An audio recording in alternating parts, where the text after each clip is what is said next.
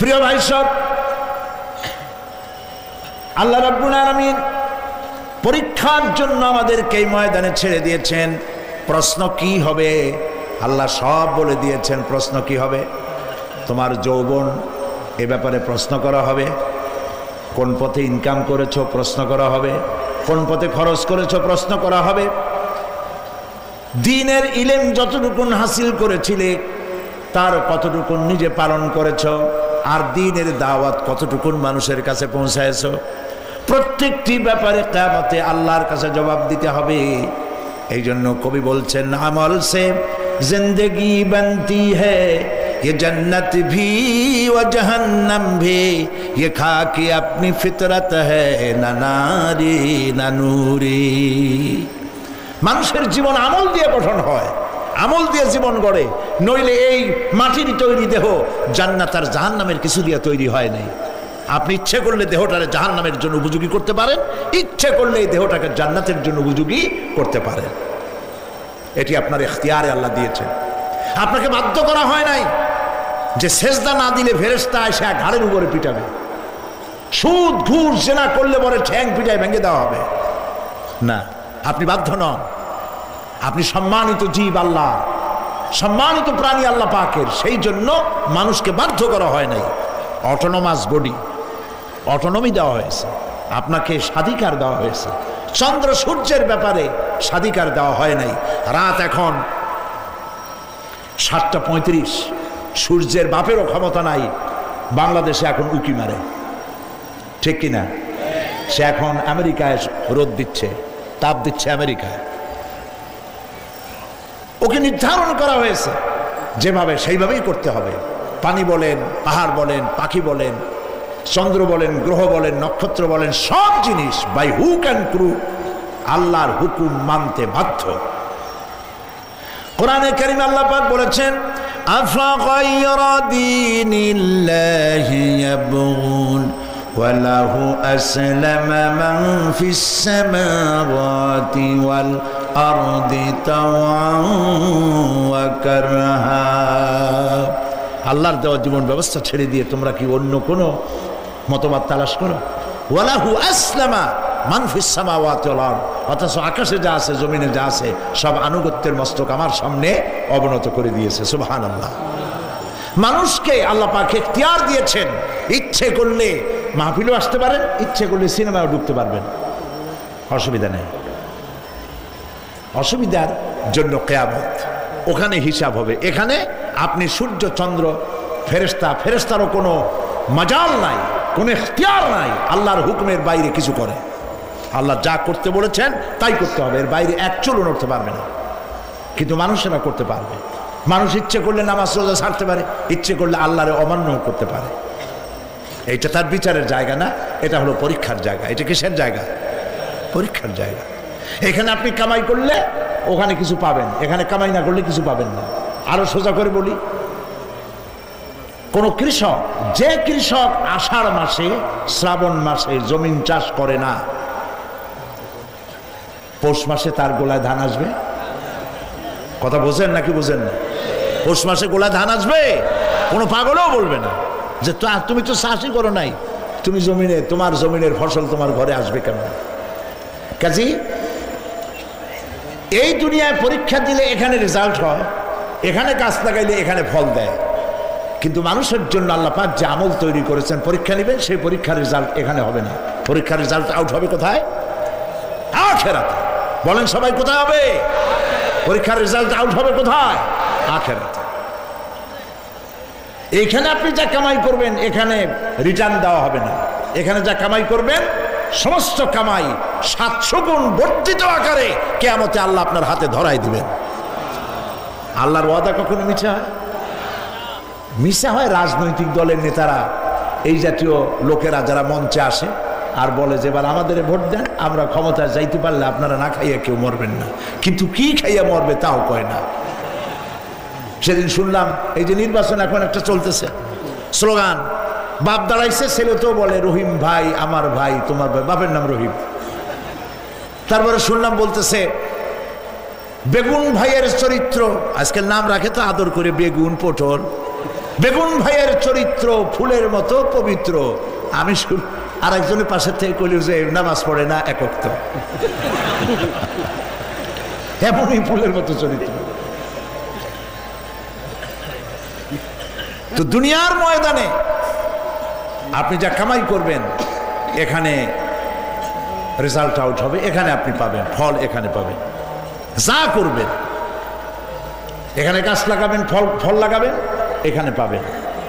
আর আল্লাহর জন্য যেটা করবেন সেটার ফল, সেটার রেজাল্ট কিয়ামতে বাইর হবে। সুবহানাল্লাহ। এখানে পরীক্ষা দিয়ে যদি কেউ ফেল করে, ম্যাট্রিক পরীক্ষা দিয়ে ফেল করেছে, ফাজেল পরীক্ষা দিয়ে ফেল করেছে, আবার পরীক্ষা দিয়ে পাস করার সুযোগ আছে, আবারও ফেল করেছে, আবারও পরীক্ষা দিয়ে পাস করার সুযোগ আছে। 10 বার যদি ফেল করে আরো 10 বার পরীক্ষা দিয়ে পাস করার সুযোগ আছে। কিন্তু কিয়ামতের দিন আল্লাহ রাব্বুল আলামিনের জীবনের পরীক্ষায় কোনো মানুষ যদি আল্লাহর আদালতে ফেল করে বসে একবার, দ্বিতীয়বার পরীক্ষা দেওয়ার আর কোনো সুযোগ নাই।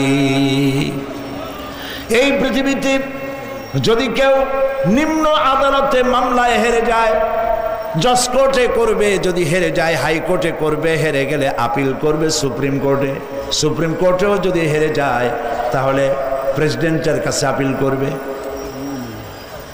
সুযোগ আছে কয়েকবার। কিন্তু কিয়ামতের দিন জীবনের আদালতে কোনো মানুষ যদি একবার ফেল করে বসে, জীবনের মামলায় যদি একবার হেরে যায়, দ্বিতীয়বার আপিল করার আর কোনো জায়গা নাই। সেই আখিরাতে রেজাল্ট আউট হবে। আমরা সব মরে যাব, আমরা সব কি হব? সব মরে যাব। আল্লাহ পাক আমাদেরকে উঠাবেন আবার।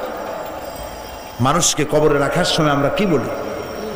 মিনহা খালাকনাকুম, জানেন না? পড়েন, মিনহা খালাকনাকুম ওয়া ফিহা নুঈদুকুম ওয়া মিনহা নুখরিজুকুম তারাতান উখরা। এই মাটি দিয়ে তোমাকে তৈরি করা হয়েছিল, এই মাটির মধ্যে রেখে গেলাম, এর থেকে আবার তোমাকে উত্থিত করা হবে। কে বলতেছেন কথা?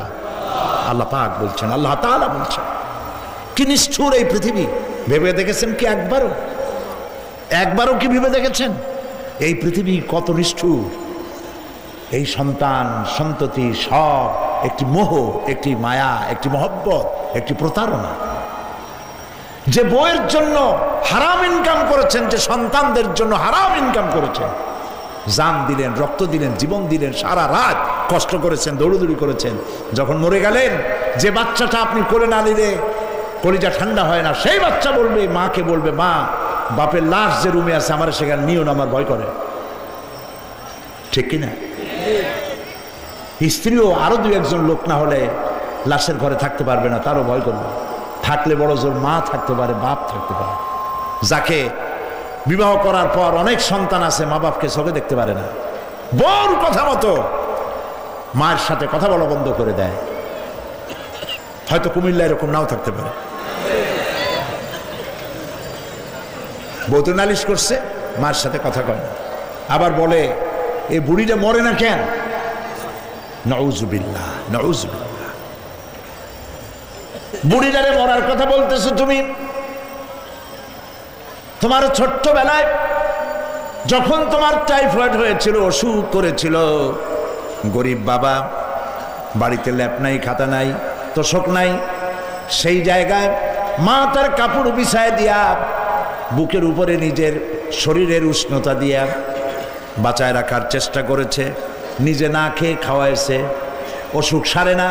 মা ওই মুমূর্ষু বাচ্চার সেরানে তার মাথার কাছে বসে তাহাজ্জুদের নামাজ পড়ে কোরআন শরীফ তেলাওয়াত করে, চোখ দিয়া পানি পড়ে, আর বলতে তাকে, রব্বুল আলামিন আমার জীবনটারে দিয়া আমার কলিজার টুকরা সন্তানটারে বাঁচাইয়া দাও।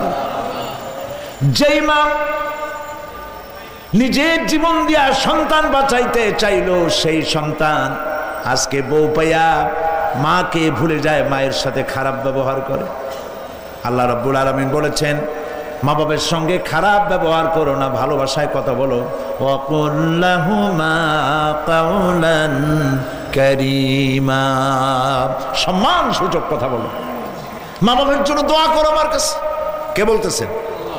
আল্লাহ তাআলা বলছেন দোয়া করো আমার কাছে এই ভাষায়, রব্বিরহামহুমা কামা রাব্বায়ানি সাগীরা। পড়েন সবাই, রব্বিরহামহুমা কামা রাব্বায়ানি সাগীরা। আয় আমার রব, আমার মা বাপ যেমনি ছোটবেলায় আমাকে অত্যন্ত যত্ন করে লালন পালন করেছে, আল্লাহ তাআলা তুমি দয়া করে আমার মা বাপকে তোমার রহমতের করে লালন পালন করো। সুবহানাল্লাহ। প্রত্যেক নামাজের পর সকলে এই দোয়া পড়বেন, মনে থাকবে? মনে থাকবে? প্রিয় ভাই সব, সেই কিয়ামতের মাঠে আমাদেরকে উঠতে হবে, আল্লাহর দরবারে উঠতে হবে। সেই সময় আমাদেরকে কেউ উপকার করবে না। يوم لا ينفع مال ولا بنون, সম্পদ আর সন্তান সন্ততি কোনো কাজে লাগবে না। মা তার সন্তানকে চিনবে না, সন্তান তার মাকে চিনবে না, বাপ তার সন্তানকে চিনবে না, কেউ কাউকে পরিচয় দিবে না। কি মারাত্মক অবস্থা! মানুষ চরম অসহায় হয়ে যাবে। চতুর্দিকে ফেরেশতার আনাগোনা, সূর্য মাত্র 1 হাত উপরে, প্রচন্ড তাপ নিয়ে সূর্য অবস্থান নেবে, মাথার চান্দি ফেটে গিয়ে গুনাহগারের মাথার মগজ গলে গলে পড়তে থাকবে। পিপাসার যন্ত্রণায় জিহ্বাটা ঝুলে কুকুরের মতো করে নাভিস্থল পর্যন্ত ঝুলে পড়বে। কেউ উপকার করবে না, কেউ জিগাবেও না। অনেক লোক আছে পীরের কাছে মুরিদ হয় আর মনে করে পীর সাহেব তারে কিয়ামতে সুপারিশ করবে। অসম্ভব। আয়াতুল কুরসির মধ্যে আমরা পড়ি, মান যাল্লাযী ইয়াশফাউ ইনদাহু ইল্লা বিইজনিহি।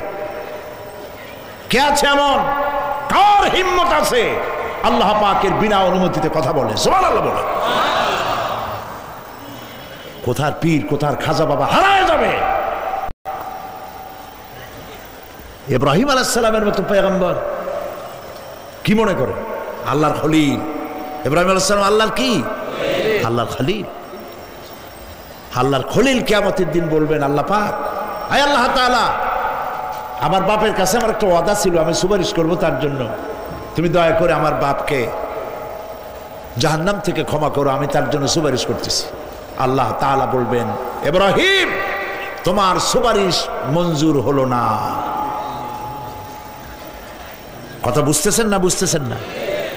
ইব্রাহিম আলাইহিস সালাম যদি বাপের জন্য সুপারিশ করতে না পারে, ইব্রাহিম আলাইহিস সালাম তিনি যদি তার বাপের জন্য সুপারিশ করে যদি ব্যর্থ হন, আপনার পিসাব কোন কামে লাগবে চিন্তা করেন।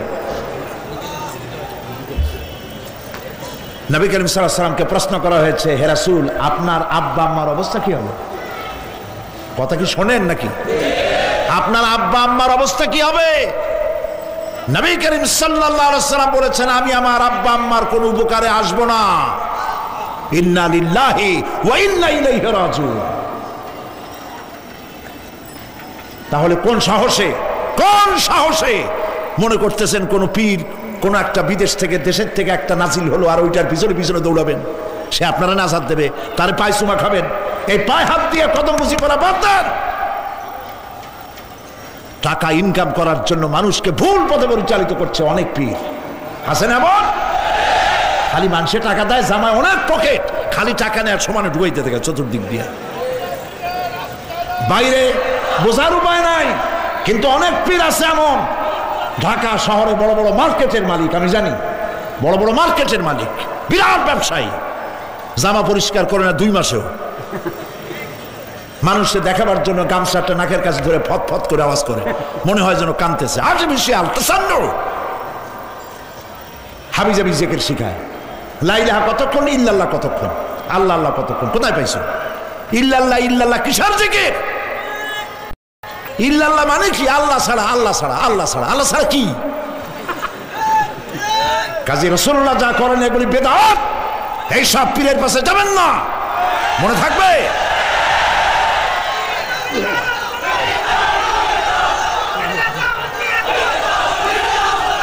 প্রিয় ভাই সব, কিয়ামতের দিন আপনার আমল, একমাত্র আমল আপনাকে বাঁচাইতে পারবে। এই কোরআন শরীফে আল্লাহ পাক বলেছেন, ইয়া আইয়ুহাল্লাযীনা আমানু আবতাগু ইলাইহিল ওয়াসিলা, হে বিশ্বাসীরা ওসিলা ধরো। ধুরন্ধর এক শ্রেণীর লোকেরা এর অর্থ করেছে পীর ধরো।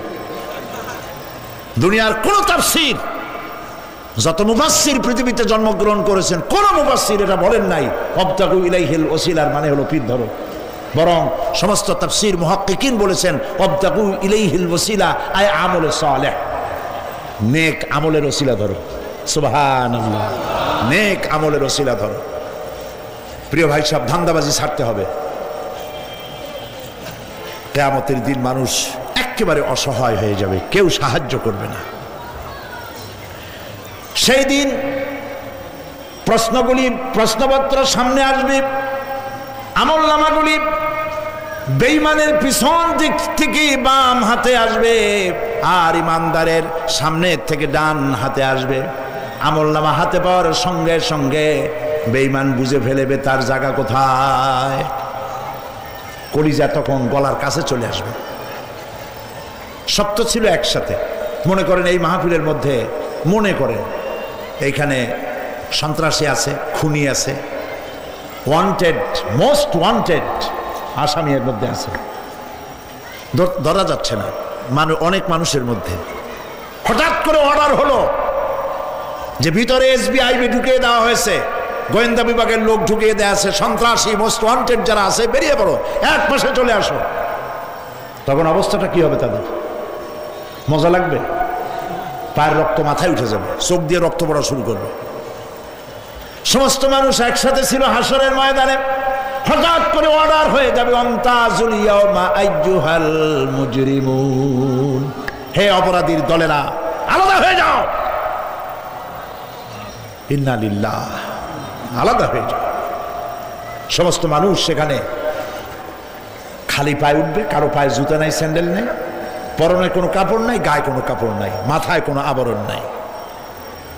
হযরত আয়েশা সিদ্দিকা রাদিয়াল্লাহু তাআলা আনহা, তিনি নবী করিম সাল্লাল্লাহু আলাইহি ওয়াসাল্লামের কাছে কিয়ামতের এই বর্ণনা শুনে কাঁদতেছিলেন আর বলতেছিলেন, হে আল্লাহর রাসূল, কিয়ামতে সকলকে ভাবে উঠতে হবে, এমনকি আমাকেও? হুজুর বললেন, প্রত্যেকটি মানুষকেই উলঙ্গিনী হয়ে উঠতে হবে। তিনি প্রশ্ন করলেন, তখন কি শরম হবে না? নবী করিম সাল্লাল্লাহু আলাইহি ওয়াসাল্লাম বলছেন, জাহান্নামের ভয়তে কেউ কারো দিকে তাকাবার সুযোগ পাবে না। সব উপরের দিকে তাকায় থাকবে আর বলবে, আল্লাহ আমারে বাঁচাও, আল্লাহ আমারে রক্ষা করো। সমস্ত নবীরা, সমস্ত নবী আদম আলাইহিস সালাম থেকে শুরু করে ঈসা আলাইহিস সালাম পর্যন্ত সব নবী বলবেন, নাফসি নাফসি, আল্লাহ আমারে বাঁচাও, আমাকে রক্ষা করো।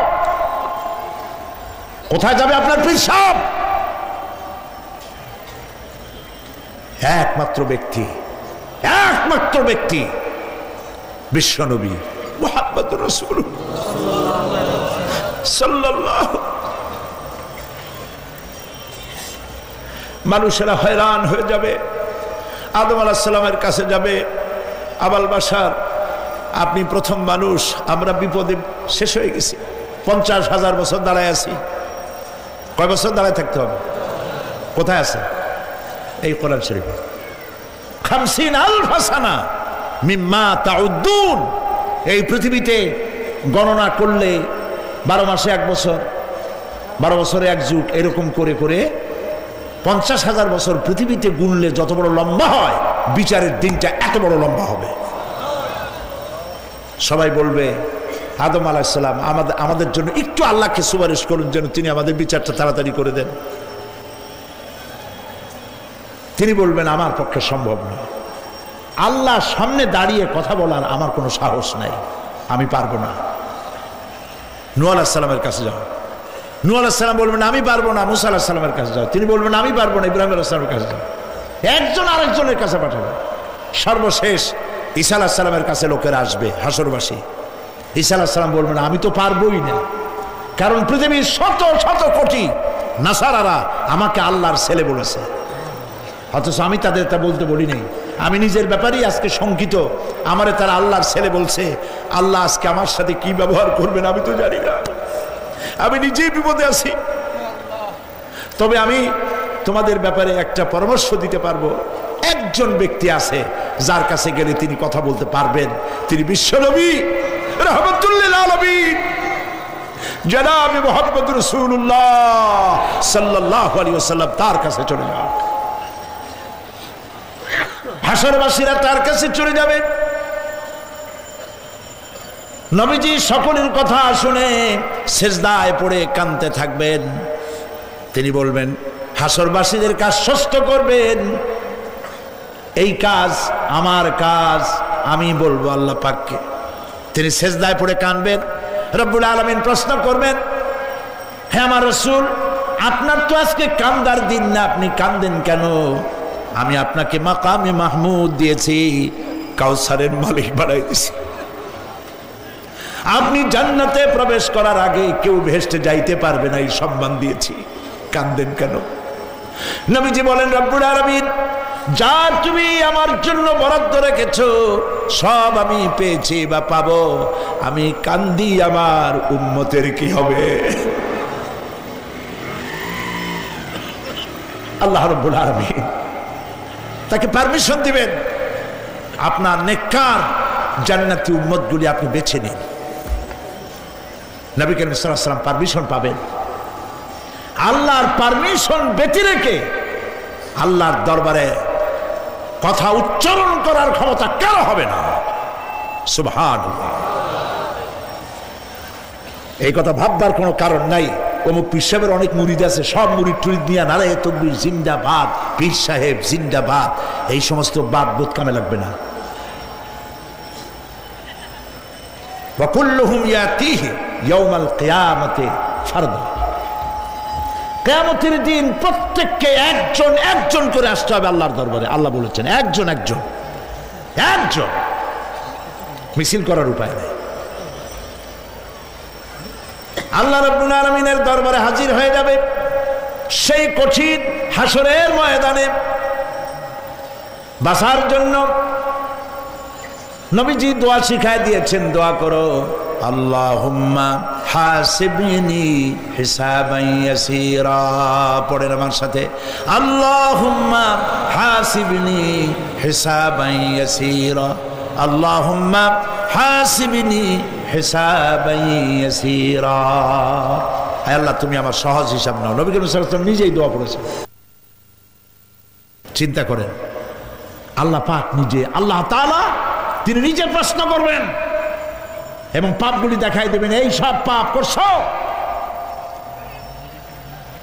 মানুষ, আল্লাহর বান্দা ভয় চোটে কলজা গলা দিয়ে বেরিয়ে যেতে থাকবে, বেরিয়ে যেতে চাইবে,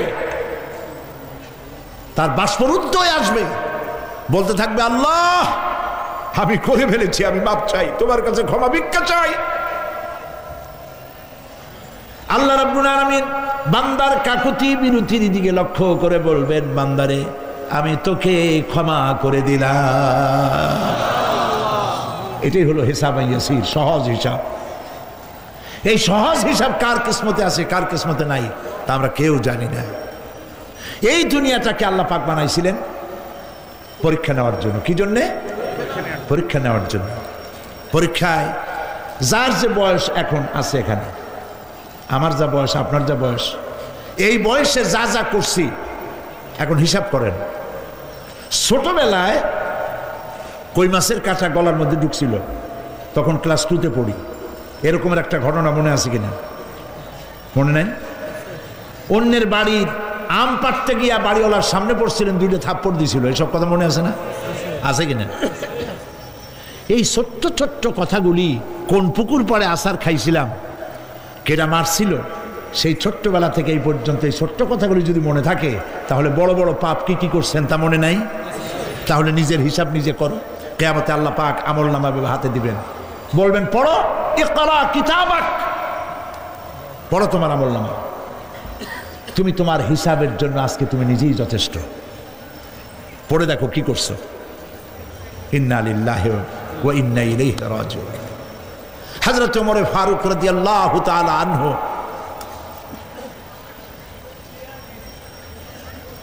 তিনি একবার অন্ধকার রাত্রে যাচ্ছিলেন, পিছনে ছিল অনেক লোকজন ছিল। হাঁটতে হাঁটতে তিনি প্রশ্ন করলেন, আচ্ছা তোমাদের মধ্যে কি কেউ আছে এমন বলতে পারো যে কোরআন শরীফের মধ্যে সব থেকে হতাশাব্যঞ্জক আয়াত কোনটি? একজন জবাবে বললেন, অন্ধকার পিছনে, অন্ধকারের মধ্যে পিছন থেকে একজন জবাব দিল, ফামান ইয়ামাল মিসকালা যাররাতিন খায়রান ইয়ারা ওয়া মান ইয়ামাল মিসকালা যাররাতিন শাররান ইয়ারা। এর অর্থ হলো, পৃথিবীতে কেউ যদি ছোট্ট একটি পাপ নেকির কাজ করে, সরিষা পরিমাণ নেকির কাজ যদি করে সেটা দেখতে পাবে, সরিষা পরিমাণ পাপের কাজ যদি করে সেটা দেখতে পাবে। ওমর রাদিয়াল্লাহু তাআলা আনহু কাঁদতেছিলেন, কিয়ামতে সব নেকি আর পাপ যা যা করছি সব দেখানো হবে। ইন্না লিল্লাহি ওয়া ইন্না ইলাইহি রাজিউন। আল্লাহ তুমি মাফ করে দাও আমাদেরকে, আমরা বলি আমিন। কতক্ষণ হাঁটার পরে তিনি প্রশ্ন করলেন, আচ্ছা মুমিনদের জন্য কোরআনের মধ্যে সব থেকে আশাব্যঞ্জক কোন আয়াত কি আছে? পেছন থেকে আওয়াজ এলো, মুমিনদের জন্য আশাব্যঞ্জক একটি আয়াত আল্লাহ রাব্বুল আলামিন কোরআনের মধ্যে দিয়েছেন, সেটি হচ্ছে লা তাকনাতু মির রাহমাতিল্লাহ। আমার রহমত থেকে, আল্লাহর রহমত থেকে হতাশ হয়েও না, নিরাশ হয়ে যেও না। অর্থ হচ্ছে এই, আমরা পাপ করেছি, আমরা সবাই গুনাহগার কিনা বলেন? স্বীকার করি আমরা সবাই গুনাহগার কিনা? সবাই গুনাহগার। এই গুনাহগার মানুষগুলি যদি গুনায় তওবা করে, গুনার জীবনে করব না তওবা করে কেউ যদি আল্লাহর রহমতের দিকে এক বিঘত অগ্রসর হয়, হাদিসে কুদসির ভিতরে এসেছে আল্লাহ পাক বলেন, আমি আমার ওই বান্দার দিকে এক হাত আগায়া যাই।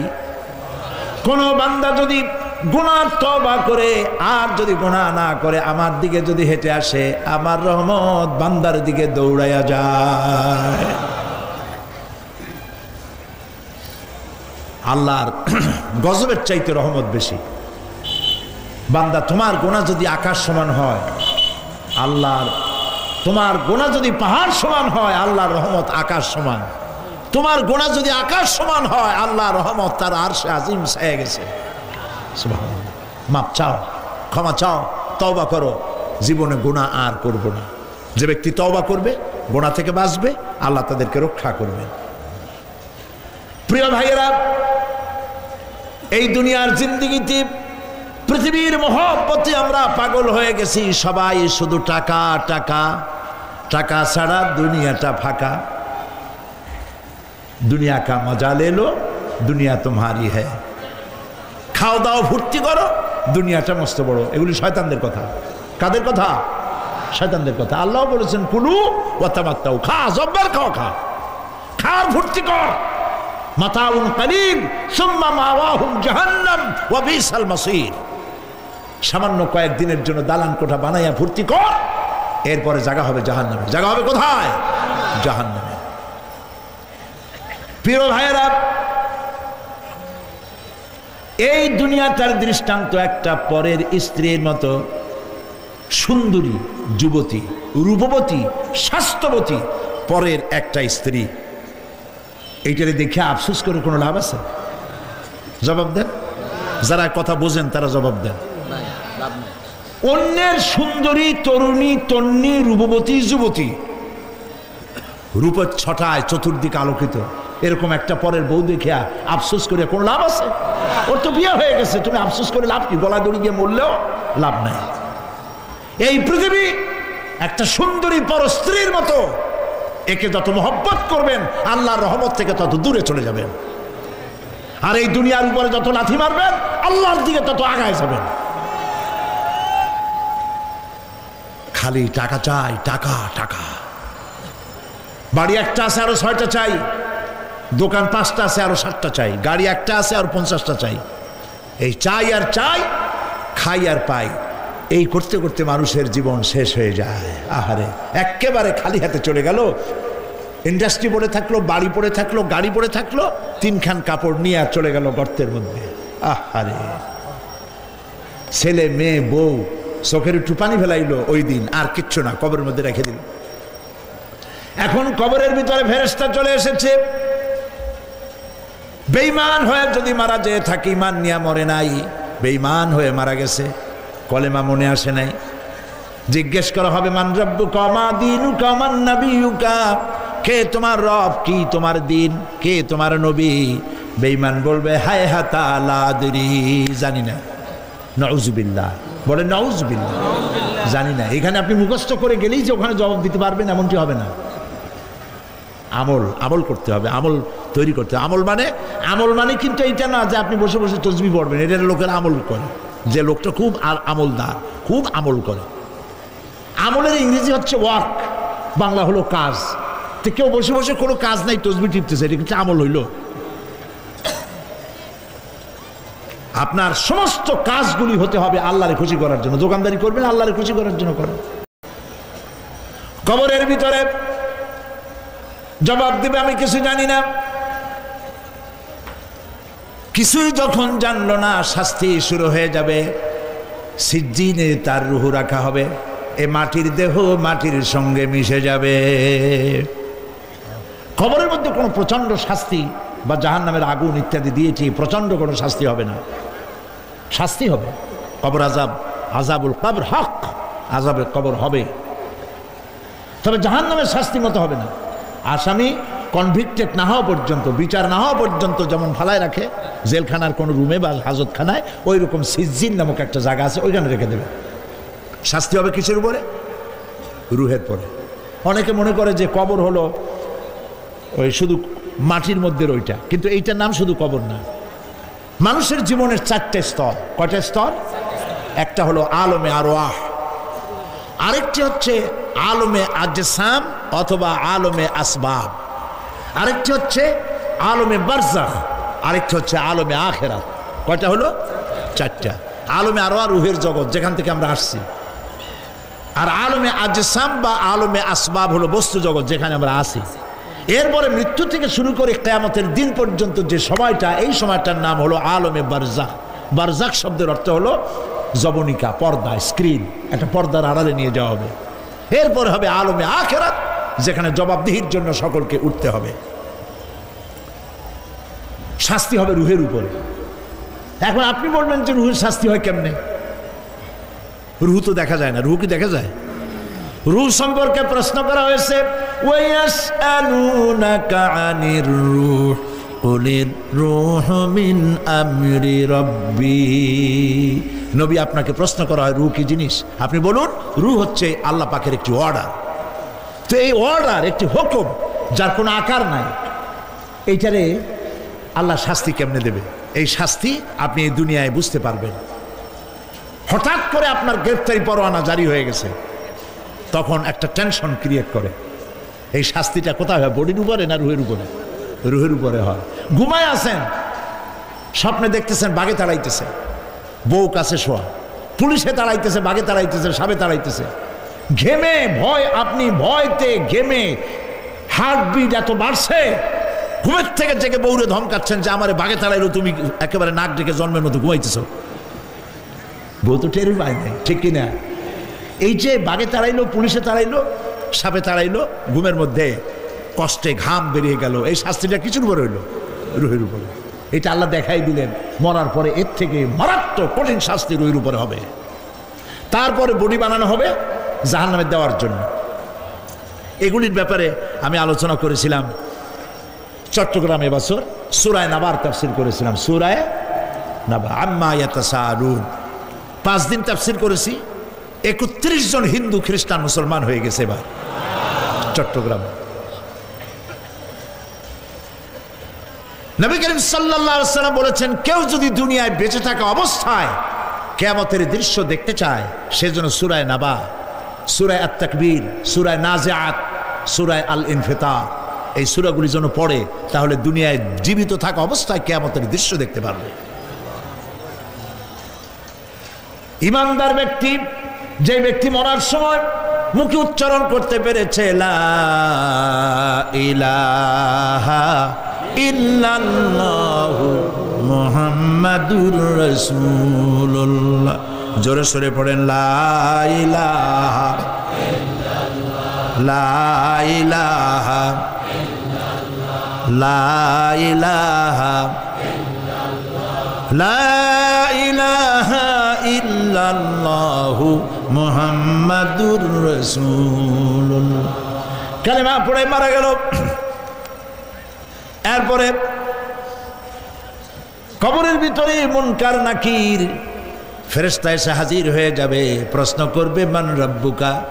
ইমানদার ব্যক্তি বলবে রব্বি আল্লাহ। বলেন রব্বি আল্লাহ। আমার রব কে? আল্লাহ না, আল্লাহ। মোহব্বতের সাথে বলেন আল্লাহ। কেউ যদি হৃদয়ের গভীর কন্দর থেকে, কলিজার মধ্য দিয়ে, মনের মণিকোটা থেকে একবার যদি গভীর রাত্রে জেগে একবার যদি বলে আল্লাহ, আল্লাহ পাক ৭০ বার সাড়া দিয়ে জিজ্ঞেস করেন বান্দা কি চাও বলো, আমি হাজির। কি মজার নাম আল্লাহ! এর থেকে মজার নাম পৃথিবীতে নাই। এই মজা বেশি পাবেন তাহাজ্জুদের সময়। সুবহানাল্লাহ বলেন। রাত জাগতে শিখুন, তাহাজ্জুদের নামাজের অভ্যাস করুন। সমস্ত নবীদের উপরে তাহাজ্জুদ পড়া বাধ্যতামূলক ছিল। গভীর রাত্রে সব ঘুমানো, আপনি জাগুন, উজু করুন, একটা রুমের মধ্যে একা চলে যান, দরজা বন্ধ করে দিন, তারপরে ৬ রাকাত ৮ রাকাত নামাজ পড়ে কান ধরিয়ে আল্লাহর কাছে বলতে থাকেন আল্লাহ, আমি এই সমাজের একজন নগণ্য মানুষ, তুমি দয়া করে আমারে কত টাকা দিছো, পয়সা দিছো। আমার মতো বিদ্যা জানাওয়ালা লোকেরা রিক্সা চালায়, অফিসে চাকরি করে, খাইয়া বউরেও ভালো কাপড় দিতে পারে না। তুমি আমারে কই থেকে কই নিয়ে আসছো বাবু, তার আমি শুধু নাফরমানি করছি, গুনাহ করছি, মিথ্যা কথা বলছি। আল্লাহ তুমি আমারে মাফ করো।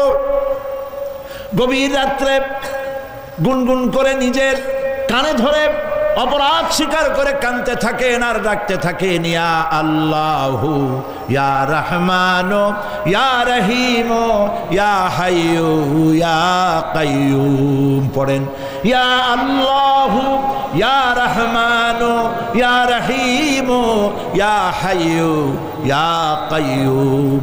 ইয়া আল্লাহু ইয়া রহমানু ইয়া রহিমু ইয়া হাইয়ু ইয়া কাইয়ুম। চোখের পানি ফেলে। নবীজি বলেছেন আল্লাহর ভয়েতে গুনাহ করেছিল, সেই লজ্জা করে আল্লাহর ভয়েতে, জাহান্নামের ভয়েতে মানুষ যখন কান্দে, চোখের পানি নাকের অর্ধেক আসতে না আসতে আল্লাহ পাক তারে মাফ করে দেন। আল্লাহ পাক, মা বাচ্চা যদি কান্দে মা সইতে পারে? বলেন, মায়ের চাইতে আল্লাহর মহব্বত কম না বেশি? মহব্বতকে আল্লাহ পাক ১০০ ভাগ করেছেন, ১ ভাগ সারা বিশ্বের মাঝে ছড়িয়ে দিয়েছেন, আর ৯৯ ভাগ আল্লাহ তার নিজের মধ্যে রাখছেন। একটা ভাগ ছেড়ে দিলেন পৃথিবীতে, সেই ভাগের থেকে যেটুকুন মুরগি পেল, মুরগি তার বাচ্চা ঠেকাবার জন্য চিলের সাথে লড়াই করে, শেয়ালের সাথে লড়াই করে, গরু হাতির সাথে লড়াই করে, মানুষ তার সন্তানকে বাঁচাবার জন্য জীবনটাও দিয়ে দেয়। একটা ভাগের যতটুকুন পেলাম, সেই মহব্বত যদি আমার এত তীব্র হয় স্ত্রীর জন্য, সন্তানের জন্য, তাহলে ৯৯টা ভাগ মহব্বত যে আল্লাহর কাছে বান্দার জন্য, তার দয়া কত বেশি। এই জন্য কবরের ভিতরে প্রশ্ন হবে, কে তোমার রব? মুমিন ব্যক্তি বলবে রব্বি আল্লাহ, আমার রব আল্লাহ। ওয়ামা দীনুকা, তোমার দিন কি? বলবে দীনুন আল ইসলাম। ওয়ামান নবিয়ুকা, তোমার নবীকে? ওই লোক বলবে নবিয়ুনা মুহাম্মাদুর রাসূলুল্লাহ সাল্লাল্লাহু আলাইহি ওয়াসাল্লাম।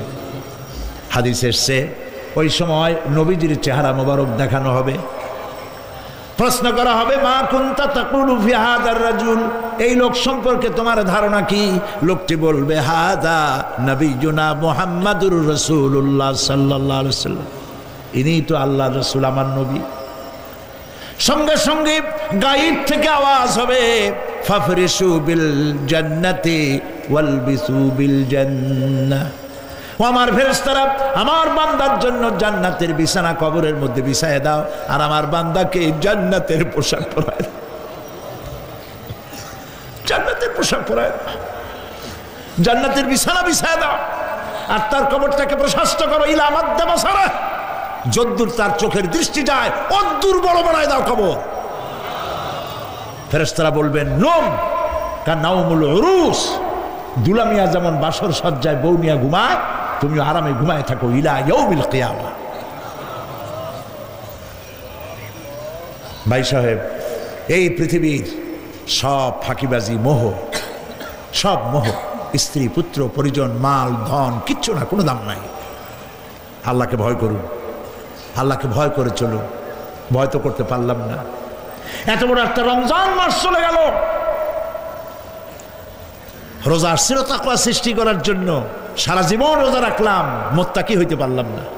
এটা ঠিক কিনা বলুন? সারা জীবন রোজা রাখলাম, মুত্তাকি হইতে পারি নাই।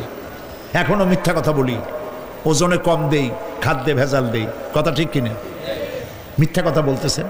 মিথ্যা কথা বলা কবিরা গুনাহ, মিথ্যা কথা বলা সমস্ত গুনার মা। কোথায় কোথায় মিথ্যা বলা হচ্ছে। দোকানদারি করতেছেন, কষ্ট করে মাল কিনছেন, লাভের জন্যই তো কিনছেন, মিথ্যা কন কেন? ওজনে কম দিচ্ছেন, ভেজাল দিতেছেন, ভেজাল দিয়া কম দিয়া কয় টাকা উপার্জন করবেন? আর কতগুলি খাইতে পারবেন আপনি? চাউলের মধ্যে তুষ দিলেন, কুড়া দিলেন, পাথর দিলেন। আহারে মুসলমান, কি কপাল পোড়া। ওজন দিতে গিয়া একটু খিস দিয়ে ধরে যেদিকে পাথরটা, আর মালটা যেদিকে সেদিক টিটু নিচু করে দেয়। যে কেনে সে মনে করে মাশাআল্লাহ, লোকটা তো খুব ভালো, আমার তো বেশি দিছে। কিন্তু বাড়ি যেয়ে দেখবেন আপনারা 14 গ্রাম কম দিয়েছে। ও 14 গ্রাম তো না, এখন তো গ্রাম বলে। আগে তো আমরা ছটাক মটক বলছি, এখন গ্রাম বলে সুবিধার জন্য। এগুলি কি আমি বানায় বলতেছি না? কথা ঠিক। লাভটা কি? কি লাভ? জমিনের আইল ঠেলতেছেন, পরের জমিন দখল করতেছেন, বোনেরে ঠকাইছেন, ভাইরে ঠকাইছেন, ভাইয়ের সম্পত্তি ফেরত দেন নাই। আহা, এই যে দুরবস্থার সৃষ্টি হলো, আমলের পরিবর্তন হলো না। মসজিদ বানাইছি সব দালান, মসজিদগুলি সব বিল্ডিং হয়ে গেছে। নবী করিম সাল্লাল্লাহু আলাইহি ওয়াসাল্লাম বলেছেন মাসাজিদুহুম আমিরাতুন ওয়া হিয়া খারাবুম মিনাল হুদা। মসজিদগুলি সব দালান হয়ে যাবে শেষ যুগে। এগুলি নবী করিম সাল্লাল্লাহু আলাইহি ওয়াসাল্লামের ভবিষ্যৎবাণী। মসজিদগুলি কি হবে? সব বিল্ডিং হয়ে যাবে। ওয়া হিয়া খারাবুম মিনাল হুদা, হেদায়েত থেকে খালি হয়ে যাবে। হেদায়েত নাই, খালি মসজিদ, building, tiles, mosaic, air condition সব আছে, হেদায়েত নেই। কবি বলতেছেন मस्जिद तो बना ली है शब भर में ईमान की हरारत वालों ने, मन पुराना पापी रहा बरसों में नमाजी बनना सिखा। মন চাইছে তাড়াতাড়ি করে মসজিদ একটা বানাই ফেলাইছে, কিন্তু বছর বছর নামাজ পড়লো, মন সেই পুরানা পাপী রয়ে গেছে, সেই পাপ থেকে সে বাঁচতে পারে নাই। এই জন্য বিশ্বকবি इकबाल बोले मस्जिद में मरसिया खाए के नमाजी न रही, मस्जिद में मरसिया खाए के नमाजी न रही, यानी वो साहिबे औसाफ हिजाजी न रही।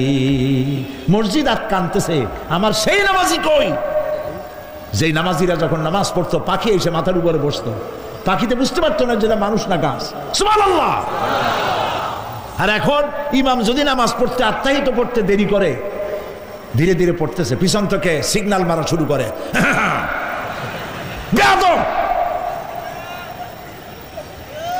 ইমাম যদি নামাজের মধ্যে, ইমামকে কখনো গলায় কাশি দিয়ে আপনি ডিকটেট করতে পারবেন না, বেয়াদবি, নামাজ নষ্ট হয়ে যাবে। অনেকে করে কিনা বলো, ওর নিজেরটা শেষ হয়ে গেছে এই জন্য ইমাম করে না কেন, সেই জন্য কাশি দেয়। এটা ফাজলামি করার জায়গা নয়। প্রিয় ভাই সব, সুতরাং আমল যদি ভালো না হয় মসজিদ সুন্দর বানায় লাভ হবে না। আমল যদি ভালো না হয় সুন্দর জামা টুপি পরে কোনো লাভ হবে না। শরীরে হয়েছে ক্যান্সার আর মাথায় মাখতেছে লক্ষ্মী বিলাসের তেল, লাভ আছে? বলেন লাভ আছে? কোনো লাভ নাই। আমল পরিবর্তন, মিথ্যা ছাড়তে হবে, মিথ্যা ছাড়তে হবে। ওয়াদা করতে পারবেন যে মিথ্যা আর বলবো না? পারবেন? ওজনে কম দেব না, ওয়াদা করতে পারবেন? জমিনের আইল ঠেলবো না, পরের হক নষ্ট করবো না, অহংকার করবো না, পারবেন? তাহলে জান্নাতের রাস্তা ক্লিয়ার হবে, নইলে ক্লিয়ার হবে না। ওয়াদা করি, বলেন ইয়া আল্লাহ। দুই হাত উঁচু করেন, বলেন ইয়া আল্লাহ, তোমার পবিত্র নামে কসম করি, ওয়াদা করি, যতদিন পর্যন্ত মালাকুল মউত আমার মাথার কাছে না আসতেছে, ফরজ নামাজ, ফরজ রোজা ছেড়ে দেব না। ইয়া আল্লাহ, আর মিথ্যা কথা বলবো না, ওজনে কম দেব না, খাদ্যে ভেজাল দেব না, অধীনস্থ নারীদেরকে বেপরদা রাখবো না, অহংকার করব না, সুদ খাবো না, সুদ দেব না, ঘুষ খাবো না, ঘুষ দেব না, শিরক করব না, বেদাত করব না। আল্লাহ তাআলা তুমি দয়া করে আমার ওয়াদা কবুল করো, আমিন। হাত নামা। আল্লাহ পাক কবুল করুন, সবাই বলেন আমিন। যদি এই ওয়াদা পালন করতে পারি, জান্নাতের রাস্তা ক্লিয়ার হয়ে যাবে। আর ওয়াদা পালন করতে পারবো না, ওয়াজের মাহফিল এসে কোনো লাভ নেই। বছরের পর বছর ওয়াজ শুনবেন, আমলের পরিবর্তন হবে না, কোনো লাভ নাই। দোকানদারেরা ওজন টোজন ঠিক মতো দেন, মিথ্যা কথা বলা বাদ দেন, ওজন একটু কমাইয়ে কমাইয়ে দিয়া, খাদ্যে ভেজাল দিয়া কোনো লাভ নাই। এগুলি আপনি কবরে নিতে পারবেন না, শুধু পাপ আর পাপ। কথা বুঝে আসছে আপনাদের? আর প্রত্যেকটি মানুষকে তাওহীদবাদী হতে হবে, শিরক মুক্ত হতে হবে। শিরক হলো মাজারগুলিতে গিয়ে মনের আশা আকাঙ্ক্ষা সেখানে বলা, এটি হচ্ছে শিরক। এই কাজ আপনারা করবেন না। কুমিল্লা কি মাজার আছে? আছে? কোন মাজারে যাবেন না, কোনোদিন যাবেন না, কোনো প্রয়োজন নাই। বিপদে পড়েছেন, উযু করবেন, মসজিদে চলে যাবেন, সুবহানাল্লাহ বলেন। মসজিদে গিয়ে 2 রাকাত কাজায়ে হাজতের নামাজ পড়বেন, আল্লাহর কাছে কাঁদবেন। মাজারে যিনি শুয়ে আছেন বিশ্বাস করেন, কোরআন শরীফ আমার সামনে, বিশ্বাস করুন, যিনি কবরে শুয়ে আছেন আপনাকে 4 পয়সার উপকার করতে পারবে না। মাঝখানে আপনি শিরকের গুনাহ নিয়ে আল্লাহর দরবারে হাজির হবেন। মাজারে টাকা দিবেন না, পয়সা দিবেন না, মানত করবেন না। মাজার একটা ব্যবসা। মাজার আজকাল কি? মাজার আর রস সব ব্যবসা। আপনারা এই সব কাজে যাবেন না। আগরবাতি, মোমবাতি, চাদর দেওয়া, মশারি দেওয়া, এগুলো মুসলমানের কাজ না। হিন্দু, খ্রিস্টান, বৌদ্ধ যা করে আমরা কি তা করতে পারি? জোরে বলেন, পারি? কবরে যদি একটু চিন্তা করেন ভাইরা, মাথাটা একটু খাটান, কবরে যদি চাদর দেওয়াই লাগে, তাহলে রাসূল করিম সাল্লাল্লাহু আলাইহি ওয়াসাল্লামের কবরের উপরে সোনার সুতা দিয়ে চাদর দেওয়া উচিত ছিল। তুলার সুতা না, সোনার সুতা। আর ওই রকমের দেওয়ার সিস্টেম হলে উম্মতেরা সোনার সুতা না, নিজের বুক নিজে ভাইয়া কলিজা পার করে রাসূলুল্লাহর কবরের উপর দিয়ে দিত। নবীর পরে সম্মান সাহাবায়ে কেরাম। সাহাবায়ে কেরামদের কবরের উপরে চাদর নাই, আগরবাতি নাই, মোমবাতি নাই, গোলাপ পানি নাই, গম্বুজ নাই। মাজার একটা হইছে, সেটারে গম্বুজ বানাইতে হবে। কেন গম্বুজ বানাবে? দরকারটা কি? তওবা করুন, জিন্দেগিতে আর কোনোদিন মাজারে কোনো সাহায্য করবেন, 1 পয়সাও না। টাকা পয়সা দিবেন, টাকা পয়সা দিবেন, এতিমকে দিবেন, ভিক্ষুককে দিবেন, বিধবাকে দিবেন। পরীক্ষা দিতে পারে না, ফি দিতে পারে না, পরীক্ষা দিতে পারছে না, ওরে দেন। বাড়িতে চাল নাই, পানি পড়ে, ওরে দেন। অন্ধ মানুষকে দেন, লুলাকে দেন, এতিমখানায় দেন, মাদ্রাসায় দেন, টিউবওয়েল বানায় দেন যেখানে পানি নেই। এই সব কাজ করেন, সওয়াব হবে। সুবহানাল্লাহ কর। মাজারে, কোন মাজারে, আজকের মাহফিলে যত লোক হাজির হয়েছেন, কোন মাজারে কোন টাকা পয়সা, আগরবাতি, মোমবাতি, চাদর জিন্দেগিতে দেবেন না। কারা দেবেন না? হাত উঁচু করে দেখান। আলহামদুলিল্লাহ। হাত নামা, হাত নামা। আমি গতকাল এখানে বলেছি, কুমিল্লার ডিসি সাহেবকে আমি গত রাত্রে তার সঙ্গে আমি কথা বলেছি, তিনি একমত হয়েছেন। কুমিল্লার কোন দেওয়ালে সিনেমার অশ্লীল পোস্টার থাকতে পারবে না। সিনেমা ব্যবসায়ীদের বলে দিবেন, আপনারাও বলে দিবেন তাদেরকে, সিনেমার ব্যবসা করো, অশ্লীল ছবি দেখাইতে পারবে না। বাইরে লেখা থাকবে একটার, ভিতরে কাটপিস দেখাবা ইংলিশ ছবি। এই হারাম ব্যবসা, সিনেমার ব্যবসা যারা করে, ওদের মতো কপাল পোড়া আকাশের নিচে জমিনের উপরে আর নাই। কারণ কি জানেন? কারণ কি? আরে বাবা থামো। কারণ কি সেটা শোনেন। কারণ হচ্ছে, মসজিদ যে বানাইলো, ওই মসজিদে যতদিন নামাজ হবে জিকির হবে, তেলাওয়াত হবে, কিয়ামত পর্যন্ত যে পয়সা দিছিল সে সওয়াব পাবে।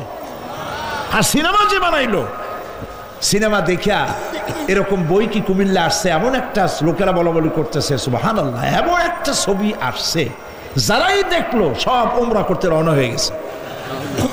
এমন ছবি আসছে যা দেখিয়া সমস্ত মানুষ তাহাজ্জুদ পড়া শুরু করছে। এরকম হয়েছে, যত ছবি আসলো, ছবি দেখলো, পরের মেয়ে কেমনে হাইজ্যাক করবে, কেমনে ব্রিফকেসের মধ্যে বন্দুক রাইফেল গুলি ভাঙ্গে চুরে থুইয়া 10 তলার গ্লাস ভাঙ্গা লাভ দিয়ে পড়িয়া খালের মধ্যে পড়িয়া নদীর মধ্যে দিয়ে ফুড়িয়ে উঠিয়া পাহাড়ের উপর দিয়ে পরের মেয়ে নিয়ে দৌড় দিল। এইসব সন্ত্রাসী, ডাকাত, জেনাকার, বদমাশ তৈরি করা হয়, ঠিক না বলো? এই সিনেমা যারা বানাইছো কান খুলে শোনো, এই সিনেমা যারা দেখতে আসলো, জোহরের নামাজ গেল, মাগরিবের নামাজ গেল, আসর গেল, এশার নামাজও গেল, ঠিক কিনা? এতগুলো নামাজ গেল, আর তারপরে চরিত্র নষ্ট করলো, চরিত্র নষ্ট করে ফেন্সিডিল খাইলো, এরপরে চুরি করলো, ডাকাতি করলো, সন্ত্রাস করলো, জেনা করলো। বেটা তুই মর, যে সিনেমা বানাইছো মর, মরে দেখবি কিয়ামত পর্যন্ত এই সিনেমা দেখে যত লোকের চরিত্র নষ্ট হয়েছে সমস্ত পাপ মাথায় নিয়ে কিয়ামতে আল্লাহর দরবারে দাঁড়াতে হবে। সুতরাং সিনেমার ব্যবসায়ীরা কানে ধরে সিনেমায় ঝাঁচা মেরে দূর করে দাও। যদি মুসলমান হও, মুসলমানের যদি জন্ম দিয়ে থাকে, সিনেমার ব্যবসা বাদ দিয়ে দাও। আল্লাহ রহম করুক, বলেন আমিন। কপাল পোড়া না হইলে সিনেমার ব্যবসা, এত ব্যবসা থুইয়া তুমি মানুষের চরিত্র ধ্বংস করার জন্য ব্যবসা করতেছ। এরপরে আকাশ সংস্কৃতি, কে যাবে? আকাশ সংস্কৃতি ডিশ এন্টিনার মাধ্যমে, সাইবার ক্যাফে এগুলি বানায়া রাস্তার মোড়ে মোড়ে দোকান করে, কম্পিউটারের ভেতরে, ক্যাসেটের ভিতরে, ইন্টারনেট ইত্যাদির মধ্য দিয়ে অশ্লীল ছবি প্রদর্শিত হচ্ছে রাস্তার মোড়ে মোড়ে। উঠতি বয়সের যুবক যুবতী মেয়েগুলি নষ্ট হয়ে যাচ্ছে, নাউজুবিল্লাহ বলে। এগুলি জনগণকে ঐক্যবদ্ধ হতে হবে, এগুলির বিরুদ্ধে মোকাবেলা করতে হবে, সরকারকে এগিয়ে আসতে হবে অশ্লীলতা বন্ধ করার জন্য। কারণ আল্লাহ পাক বলেছেন প্রকাশ্য এবং গোপনীয় সব রকমের অশ্লীলতা আল্লাহ পাক হারাম করে দিয়েছেন। অশ্লীল কোনো কাজ করা যাবে না। প্রিয় ভাই সব, আমরা যদি আমাদের আমলকে গঠন করতে পারি কিয়ামতের দিন নাজাত পাবো। আমল যদি গঠন করতে না পারি তাহলে কিয়ামতের দিন বাঁচার কোনো উপায় নাই। প্রিয় ভাইয়েরা, এই জন্য আল্লাহ রাব্বুল আলামিন কোরআনে কারীমের মধ্যে বলেছেন, আল্লাযী খালাকাল মাউতা ওয়াল হায়াতা লিয়াবলুয়াকুম আইয়ুকুম আহসানু আমালা। আমি পরীক্ষার জন্য এই জীবন দিয়েছি তোমাদেরকে, পরীক্ষা হবে। এই পরীক্ষা, জীবন আর মৃত্যু দুটি জিনিস দিয়েছি পরীক্ষা করার জন্য। এই পরীক্ষার জন্য তোমরা পাস করতে পারো। পরীক্ষা আসছে, এখন প্রশ্নপত্র সব ফাঁস করে দেওয়া হয়েছে। প্রশ্নগুলি সঠিকভাবে আদায় করুন, প্রশ্নগুলি পড়ুন এবং জীবনটাকে সেইভাবে গড়ুন। নামাজটা সহি করে আদায় করুন। বহু মুসলমান আছে নামাজই পড়ে না, নামাজ পড়তে জানেও না। নবী করিম সাল্লাল্লাহু আলাইহি ওয়াসাল্লাম বলেছেন, সাল্লু কামা রাআইতুমুনি উসাল্লি, নামাজ পড়ো সেইভাবে যেভাবে আমাকে তোমরা পড়তে দেখো। সুবহানাল্লাহ। আর রাসূলুল্লাহ কেমনে নামাজ পড়তেন? এইটা বর্তমান বিশ্বের শ্রেষ্ঠ হাদিস বিশারদ আল্লামা নাসিরউদ্দিন আলবানী, তিনি ইন্তেকাল করেছেন। আল্লাহ পাক তাকে জান্নাতুল ফেরদাউসের মেহমান বানায় নিক, বলেন আমিন। তার লেখা বই আছে রাসূলুল্লাহ সাল্লাল্লাহু আলাইহি ওয়াসাল্লামের নামাজ। বইয়ের নাম রাসূলুল্লাহ সাল্লাল্লাহু আলাইহি ওয়াসাল্লামের নামাজ। ছোট্ট একটা বই। এই বইটা আপনারা কিনবেন। এই বইটা যেভাবে লেখা আছে নামাজ সেইভাবে পড়বেন। নামাজ রাসূল করিম ঠিক যেভাবে পড়েছেন ওইভাবেই লেখা আছে। আপনি আন্দাজে পড়লে হবে না, টুকুর টাক্কুর করে কয়েকটা সেজদা দিলেই হবে না।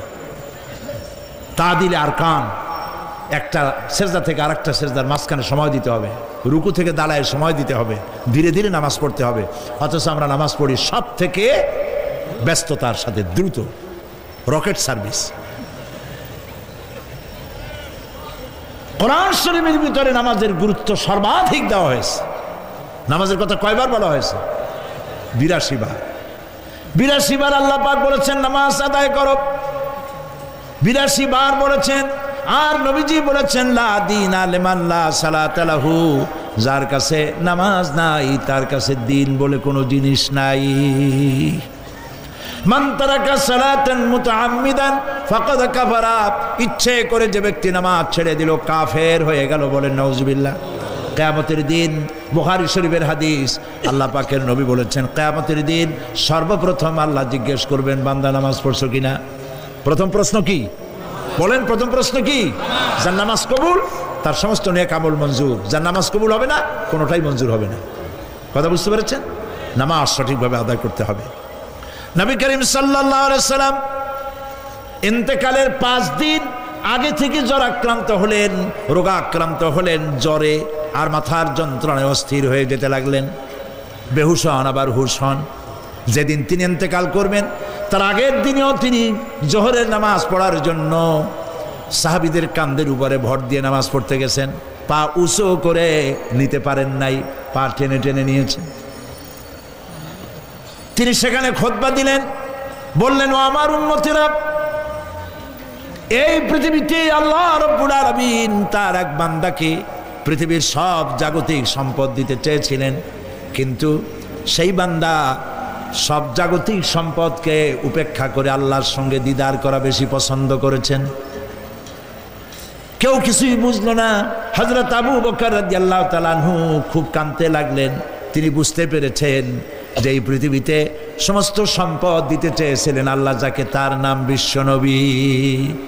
তিনি সবগুলি উপেক্ষা করে আল্লাহর সঙ্গে দিদার করা বেশি পছন্দ করেছেন। আমরা অতি তাড়াতাড়ি নবীজি থেকে নবীর এতিম হয়ে যাব। পরের দিন ইশার নামাজের রক্ত হলো, আজান হয়ে গেল, মসজিদে মুসল্লিরা ভরে গেছে, সাহাবায়ে কেরাম সব এসে গেছেন। হুজুরের জন্য বহুক্ষণ অপেক্ষা করার পর হযরতে আবু বকর রাদিয়াল্লাহু তাআলা আনহু তিনি ইমামতির জায়গায় দাঁড়ায় গেছেন। নবীজি বেহুশ অবস্থায় ছিলেন ঘরের মধ্যে। হুশ আসার পর তিনি হযরত আয়েশাকে বললেন, আয়েশা, মসজিদে নববীতে এখন কি হতেছে?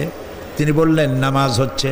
লোকেরা আপনার অপেক্ষা করেছে, কিন্তু আপনাকে না পাইয়া দীর্ঘক্ষণ অপেক্ষা করার পর আপনাকে না পেয়ে আমার বাবার ইমামতিতে তারা নামাজ পড়তেছে, কিন্তু মুসল্লিদের মধ্যে কান্নার রোল পড়ে গিয়েছে।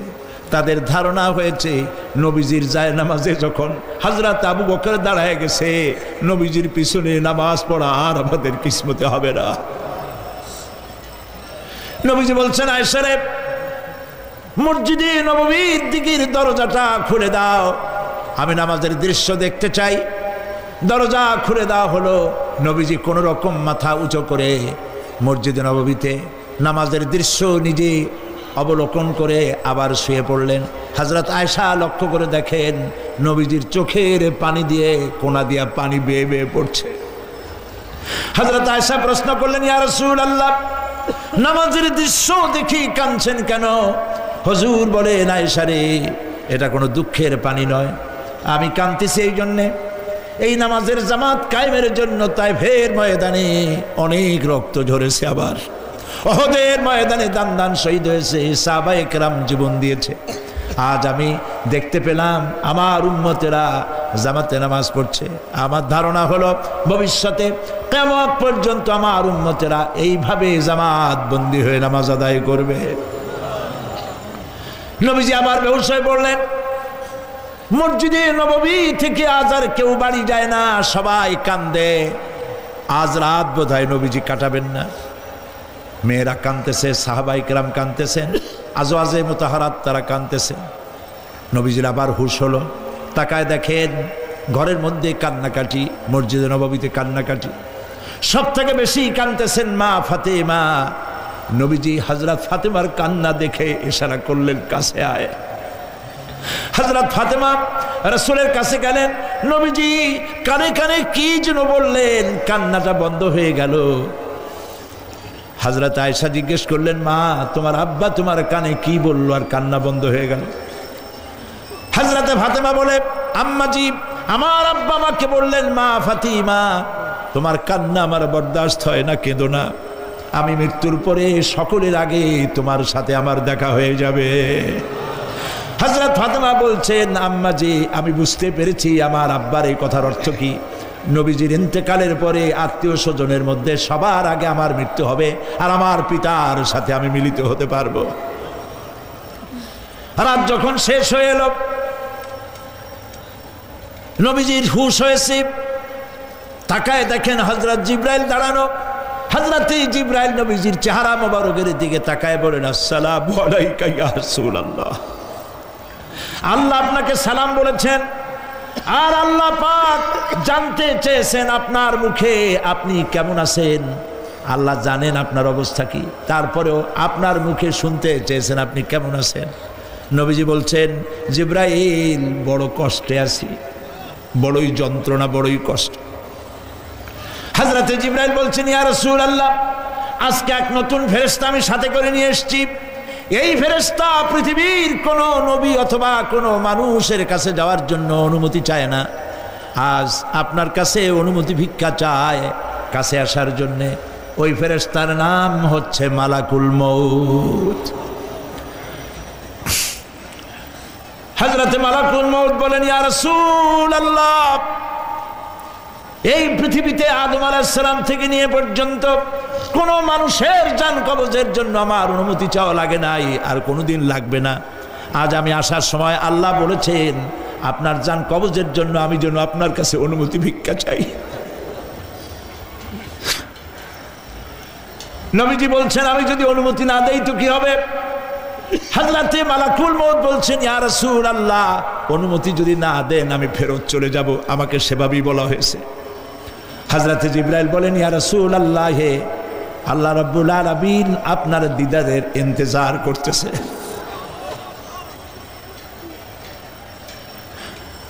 নবীজি বলছেন, মালাকুল মউত, তুমি জান কবজের কাজ শুরু করো।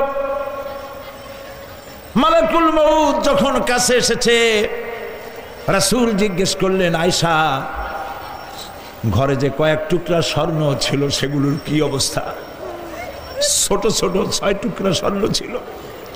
হযরত আয়েশা বলছেন, হুজুর আমি এগুলো রেখে দিছি। হুজুর বলছেন, না, রাখতে পারবে না, আমার ইন্তেকালের আগে খয়রাত করে দাও। মুহাম্মদ সাল্লাল্লাহু আলাইহি ওয়াসাল্লাম আল্লাহর কাছে অবস্থায় উঠবে না যে তার ঘরের ভিতরে সোনা ছিল, দিয়ে দাও, খয়রাত করে দিয়ে দাও। হযরতে মালাকুল মউত রাসূলের জান কবজ শুরু করে দিলেন। রাসূলুল্লাহ জীবনের শেষ কথা বললেন, আসসালাত আসসালাত ওয়া মা মালাকাত আইমানুকুম। আমার উম্মতেরা বিদায় লগ্নে বলে গেলাম, নামাজ নামাজ নামাজ ছেড়ে দিও না।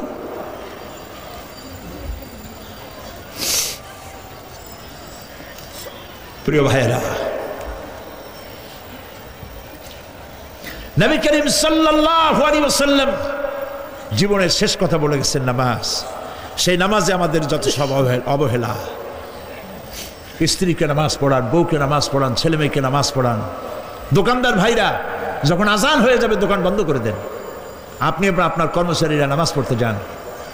যতটুকুন সময় নামাজ পড়তে গেছে এই সময় বিক্রি করলে যা লাভ হইতো এরপরে বিক্রি করলে আল্লাহ 10 গুণ বেশি বরকত দিতে পারেন।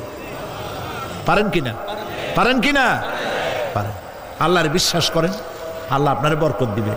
আপনার কর্মচারী, দোকানদারে, বাড়ি ঘরে স্ত্রী পুত্র পরিজন যারা আছে সবাইকে নামাজি বানান। নামাজি বানাবার জন্য চেষ্টা করেন। নামাজ রোজা ইত্যাদি করুন। মিথ্যা বলবেন না, ওজনে কম দিবেন না, খাদ্যে ভেজাল দিবেন না, ঘুষ খাবেন না, ঘুষ দিবেন না, মানুষের উপর অত্যাচার করবেন না, কাউকে কষ্ট দিবেন না, মানুষ যেন আপনার ব্যবহারে কষ্ট না পায়। আল্লাহ পাক বলেছেন, ওয়াকুলু লিন্নাসি হুসনা, মানুষের সাথে সুন্দর সুন্দর কথা কও। নবী করিম সাল্লাল্লাহু আলাইহি ওয়াসাল্লাম বলেছেন, মানুষের সাথে যদি হাসি মুখে কথা বলো একটা সদকা দেওয়ার সমান সওয়াব হয়ে যাবে। মানুষকে ভালোবাসো, গরিবদের ভালোবাসো, তাদের অর্থ করি দাও, পয়সা করি দাও, তোমার যা আছে দিতে থাকো। কুয়ার পানি যত উঠাবেন তত কুয়ার পানি ভালো থাকবে, আর পানি উঠাবেন না কুয়ার পানি পচে যাবে। এই জন্য আল্লাহর রাস্তায় পয়সা যত ইনকাম হচ্ছে খরচ করতে থাকেন, আল্লাহ পাক দিতে থাকবেন। আল্লাহ পাক বলেছেন যে সদকার মালকে আল্লাহ বৃদ্ধি করে দেন, আর দান সদকা যারা করে না, জাকাত দেয় না, তাদের মালকে আল্লাহ ধ্বংস করে দেন, হালাক করে দেন। এগুলোর দাম নাই, অশান্তি বাড়বে। বউ কথা শুনবে না, সন্তানাদি কথা শুনবে না, মামলা মোকদ্দমা, অশান্তি আর অশান্তি। আর আল্লাহর পথে থাকুন, আল্লাহ শান্তি বাড়ায় দেবেন। আমরা বলি আমিন। প্রিয় ভাই সব, আমি কিছু আলোচনা আজকে আল্লাহ পাক যা করাইছেন এগুলি যেন আল্লাহ আমারে আমল করার তৌফিক দেন। আমি মাঝে মধ্যে ভয় পাই, একদিন তো এই খবর নিশ্চয়ই হবে যে সাইদি বিদায় হয়ে গেছে। সেদিন খালি হাতে যেন আল্লাহর কাছে না যাই, আমি যেন আসামি না হই যে আমি যা বলছি মানুষকে 40 বছর একটানা যা বললাম আমি নিজে আমল করতে পারি নাই। এরকম ভিক্ষুক যেন আমি না হই, আমি যা মানুষকে বলেছি আমি যেন তা আমল করতে পারি। আমি আপনাদের কাছে দোয়া চাই। আমরা কেউ বাঁচবো না, এই যে দেখা হলো আবার দেখা নাও হইতে পারে। সেই জন্য আমরা আমাদের জীবনকে যেন তৈরি করি। আপনারা কোরআন শরীফ পড়ুন, দিন শিখুন, ইমান শিখুন, ভালো থাকুন, ভালো হয়ে চলুন। এখন মোনাজাত হবে, দাঁড়ানো ভাইরা বসে। রাস্তাঘাটে দুজন মুসলমান করে একটা মহিলা এবং তার ছেলে, রাস্তাঘাটে যিনি যেখানে আছেন, আখেরি মোনাজাত, উনি দায়িত্ব নিছেন। এই মোনাজাতে অংশগ্রহণ করা একটা বিরাট সওয়াবের কাজ। সুবহানাল্লাহ। দাঁড়ানো ভাইরা বসেন, আমি তো দেখতে পাচ্ছি কোথায় কে দাঁড়ানো। বসতে বলছি, আমি তো এর আগে বলিনি একবারও যে বসান বসেন। মোনাজাতের আদব হলো বসা। রাস্তায়, পথে, ঘাটে, গেটে যিনি যেখানে আছেন সেখানে বসে আর জোরে সরে জিকির করেন সুবহানাল্লাহ, আলহামদুলিল্লাহ, লা ইলাহা ইল্লাল্লাহ। কবির নেতৃত্ব নেগতি কোনের আছে মারা দেখতে সুবহানা ইসলাম সেখানে সদস্য নজরুল ইসলাম। সুবহানাল্লাহ, আলহামদুলিল্লাহ, লা ইলাহা ইল্লাল্লাহ। জোরে করেন সুবহানাল্লাহ, আলহামদুলিল্লাহ, লা ইলাহা ইল্লাল্লাহ, লা ইলাহা ইল্লাল্লাহু মুহাম্মাদুর রাসূলুল্লাহ। দুইজন অমুসলিম হিন্দু মুসলমান হওয়ার জন্য এসছেন, মা এবং ছেলে। মা এবং ছেলে, মা আছেন মহিলা প্যান্ডেল পাশে, এই পেছনে মহিলা প্যান্ডেলে মা আছেন। তার পূর্ব নাম হলো হাসিরানী শীল, রামনগর বাড়ি, জাঙ্গালিয়া, কুমিল্লা। বর্তমান নাম পছন্দ করেছে ফাতেমা বেগম। আর তার ছেলে নাম হলো সুমন চন্দ্রশীল। কই সুমন চন্দ্রশীল। বর্তমান নাম পছন্দ করেছে মোহাম্মদ ওমর ফারুক। মাশাআল্লাহ। এর এফিডেভিট সরকারি নিয়ম অনুযায়ী অ্যাডভোকেট নাজির আহমদ হুসাইনি আগামীকাল তাদের এফিডেভিটের ব্যবস্থা করে দেবেন। আলহামদুলিল্লাহ বলে এখন তারা মুসলমান হবে।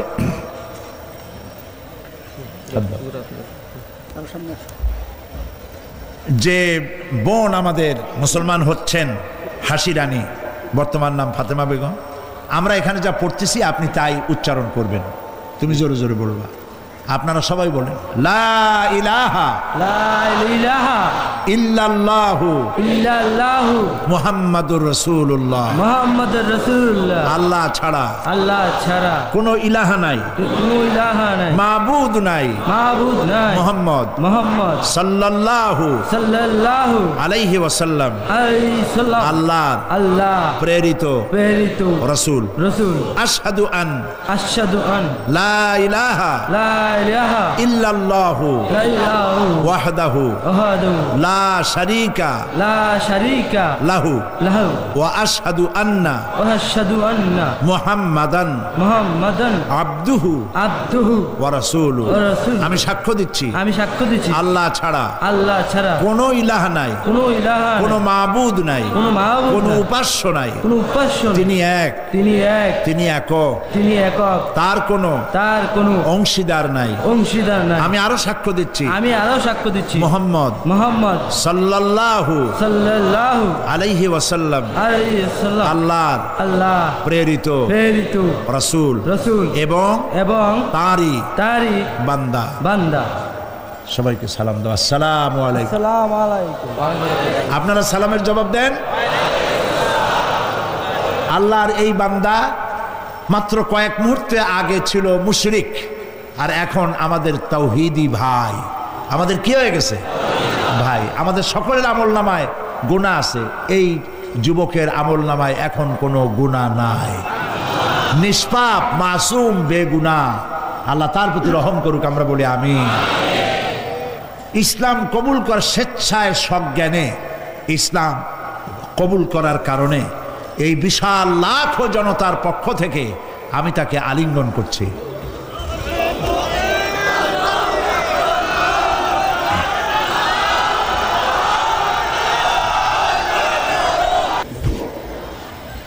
এখন মোনাজাত হবে, মোনাজাতের পর আজান হবে। আব্দুল জব্বার সাহেব লক্ষ্মীপুর স্ট্রোক করেছে। রব্বানা যালামনা আনফুসানা ওয়া ইন লাম তাগফির লানা ওয়া তারহামনা লানাকুনান্না মিনাল খাসিরিন। সবাই পড়েন আমার সাথে, রব্বানা যালামনা আনফুসানা ওয়া ইন লাম তাগফির লানা ওয়া তারহামনা লানাকুনান্না মিনাল খাসিরিন। হায় আল্লাহ তাআলা, তোমার আরশে আজিম থেকে তাকায় দেখো, কুমিল্লার ঈদগাহ ময়দানে বিশাল ময়দান, রাস্তাঘাট, মানুষ উপচে পড়েছে, লাখো জনতা। আমরা গুনার বোঝা নিয়ে তোমার দরবারে হাত তুলেছি। রব্বুল আলামিন, আমাদের গুনার দিকে তাকায়ও না, আমাদের চোখের দিকে আর মুখের কাকুতি মিনতির দিকে তাকায়া আমাদের জিন্দেগির গুনাহ মাফ করে দাও। রব্বুল আলামিন, সারা জীবন নাফরমানি করেছি, শিরক বিদআত সহ এমন কোনো গুনাহ নাই যা কম বেশি আমরা করি নাই। আল্লাহ তাআলা দয়া করে আমাদের জীবনের গুনাহ মাফ করে দাও। আয় আল্লাহ তাআলা, আমাদের মধ্য থেকে যাদের আব্বাজান দুনিয়া থেকে বিদায় হয়ে গেছে, আমাদেরকে কত কষ্ট করে তারা মানুষ করেছিলেন, আজকে তারা দুনিয়ায় নাই। আল্লাহ তাআলা, বিদেশে যদি আত্মীয় স্বজন চলে যায়, মাসে মাসে অথবা প্রতিদিন টেলিফোনে খবরও পাওয়া যায় আমাদের মা বাপ দুনিয়া থেকে বিদায় হয়ে গেছে, বছরের পর বছর, যুগের পরে যুগ, কি অবস্থায় আছে কোনো খবর জানি না। রব্বুল আলামিন, আমাদের গর্ভধারিণী জনম দুঃখিনী মা নিজে না খেয়ে আমাদেরকে খাওয়াইছেন, গর্ভে রেখে কষ্ট করেছেন, ডেলিভারি করতে কষ্ট করেছেন, 2.5 বছর বুকের দুধ খাওয়াইয়া মানুষ করেছেন। আমাদের মা বাপ যাদের দুনিয়া থেকে বিদায় হয়ে গেল, আল্লাহ কবরটাকে জান্নাতের টুকরা বানায়া দাও। রব্বির হামহুমা কামা রব্বায়ানি সগীরা। সবাই পড়েন, রব্বির হামহুমা কামা রব্বায়ানি সগীরা। আয় আল্লাহ তাআলা, সারা পৃথিবীতে আজ মুসলমানদের বড়ই দুর্দিন, মুসলমানদের পক্ষে কথা বলার লোক আজ আর নাই। আল্লাহ তাআলা, কাশ্মীরের মুসলমানেরা কষ্ট পেতেছে, তাদেরকে পাখির মতো গুলি করে হত্যা করা হচ্ছে, প্যালেস্টাইনি মুসলমানদেরকে অভিশপ্ত ইহুদিরা মারতেছে। আয় আল্লাহ তাআলা, বাগদাদে যেই ইরাকে অনেক নবীর মাজার আছে, মাহবুবে সুবহানি, কুতুবে রব্বানি, শেখ মহিউদ্দিন আব্দুল কাদের জিলানী রহমতুল্লাহ আলাইহ যে মাটিতে শুয়ে আছেন, মুসলমানের দেশ। আয় আল্লাহ তাআলা, কাফেরেরা সব ঐক্যবদ্ধ হয়েছে, মুসলমান দেশগুলি শেষ করে দেবে। আল্লাহ তোমার কাছে সাহায্য চাই। চেচনিয়া, বসনিয়া, প্যালেস্টাইন, কাশ্মীর সহ দুনিয়ায় যত জায়গায় মুসলমানেরা বিপদে আছে, আল্লাহ তুমি নিজে সাহায্য করো। রব্বুল আলামিন, আমরা মুসলমান, আমরা গুনাহ করেছি, সাহায্য চাবার মতো যোগ্যতা হারায় ফেলেছি। আল্লাহ, আমরা স্বীকার করি আমরা গুনাহগার। আয় আল্লাহ, আমরা 1000 বার স্বীকার করি, নত শিরে স্বীকার করি আমরা গুনাহগার। কিন্তু একটা ভালো পরিচয় আমাদের আছে, সেই পরিচয়টা হলো আমরা তোমার হাবিবের উম্মত। আয় আল্লাহ তাআলা, তোমার হাবিবের সাদকায় আল্লাহ তুমি দুনিয়ার মুসলমানদের দিকে রহমতের নজরে তাকাও। আল্লাহ, আমাদের জীবনের গুনাহ মাফ করে দাও। আল্লাহ, মুসলমানদেরকে তুমি সাহায্য করো। রব্বুল আলামিন, কিয়ামতের দিন যেদিন পায়ের নিচে হবে তামার মতো মাটি, গুনাহগারের মাথার চান্দি ফেটে গিয়ে মগজগুলো গলে গলে পড়বে, জিহ্বাটা নাভিস্থল পর্যন্ত ঝুলে পড়বে, ময়দানে সারা পড়বে পানি পানি বলে। আল্লাহ, ওই দিনে তোমার হাবিবের হাতের কাউসারের পেয়ালা আমাদের নসিব করে দিন। তোমার হাবিব বলেছেন 3000 বছর ধরে তুমি জাহান্নামের আগুনকে উত্তপ্ত করেছো, রক্ত মাংসের শরীর নিয়ে আমরা আগুনে জ্বলতে পারবো না। আল্লাহ জাহান্নামের আগুন আমাদের জন্য হারাম বানায়া দাও। আল্লাহুম্মা আজিরনা মিনান নার।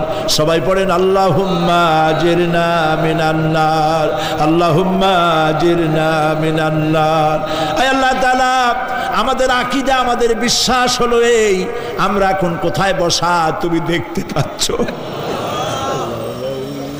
আমরা কি বলতেছি তুমি নিশ্চয়ই শুনতে পাচ্ছ। তুমি একটু তাকায় দেখো তো বাবু, এতগুলি হাত তো কোনো পীরের দরবারে ওঠে নাই, কোনো বাজারে গিয়ে ওঠে নাই, কোনো মন্ত্রীর কাছে ওঠে নাই, কোনো প্রেসিডেন্টের কাছে ওঠে নাই। রাজা ধীরাজ, সম্রাটের সম্রাট, বিশাল আকাশের মালিকের কাছে হাত তুলেছি, মালিক খালি হাতে ফেরত দিও না, মালিক খালি হাতে ফেরত দিও না। হে আকাশের মালিক, হে জমিনের মালিক, হে আমাদের রব, আমাদেরকে খালি হাতে ফেরত দিও না বাবু। আল্লাহুম্মা লা তারুদ্দানা খাইবিন, আল্লাহুম্মা লা তারুদ্দানা খাইবিন। আল্লাহ তাআলা একেবারে কিচ্ছু না দিয়া খালি হাতে ফেরত দিও না বাবু। কয়েক সেকেন্ড আমি আপনাদের জন্য ছাড়লাম, মাথা নিচু করুন, চক্ষু বন্ধ করুন, যার যা বলার বলেন, দোয়া কবুল হয়ে যাবে ইনশাআল্লাহ। বলেন, যার যা বলার দরকার মিনতির সাথে, কাকুতি মিনতি করে বলেন।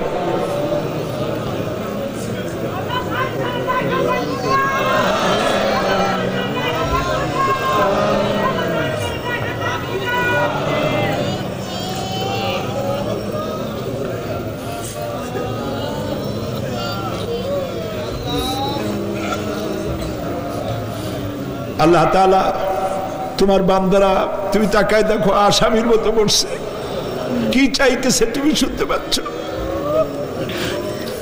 আমরা সবাই ভিক্ষুক, তুমি বলেছো ওয়াল্লাহু গানিয়্যুন ওয়া আনতুমুল ফুকারা, আমরা ফকিরের গোষ্ঠী, আর তুমি গানি, আমরা ভিক্ষুক, আর তুমি দাতা।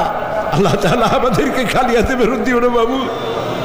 এই মাঠ থেকে কেউ যেন গুনার বোঝা নিয়ে ফিরে না যায় বাবু। আল্লাহ তাআলা সিরাতুন নবী কমিটি প্রত্যেক বছর মাহফিল করতেছে, আল্লাহ তাদেরকে কবুল করো। আল্লাহ তাআলা জনাব এম এস চৌধুরী সাহেব বার্ধক্যে পৌঁছে গেছেন, তার স্ত্রীর প্রতি, তার প্রতি রহম করো। ওনার সাথে যারা আছে, কাজী দিন মোহাম্মদ সাহেব, রব সাহেব সহ যারা আছেন, সকলের প্রতি রহম করো। আল্লাহ তাআলা কুমিল্লাকে ইসলামী আন্দোলনের দুর্গ বানায় দাও। শিবিরের যে ছেলেটি ক্যান্সার রোগাক্রান্ত হয়েছে, ডাক্তার বলেছে 3-4 মাসের বেশি বাঁচবে না, কিন্তু তুমি ভালো জানো আল্লাহ পাক, আমরা এই ছেলেটির জীবন তোমার কাছে ভিক্ষা চাইতেছি বাবু, তুমি ভিক্ষা দিয়া দাও। আল্লাহ তাআলা এইভাবে যাদের কিডনি নষ্ট হয়েছে, হার্টের বাল্ব নষ্ট হয়েছে, তুমি মেহেরবানি করে তাদেরকে তা দিয়ে দাও। আল্লাহ প্রত্যেকের প্রতি তুমি রহম করো। আল্লাহ তাআলা আর একটা কথা বলি, তুমি তো সেই মহান সত্তা যার কাছে বেশি চাইলে অসন্তুষ্ট হও না।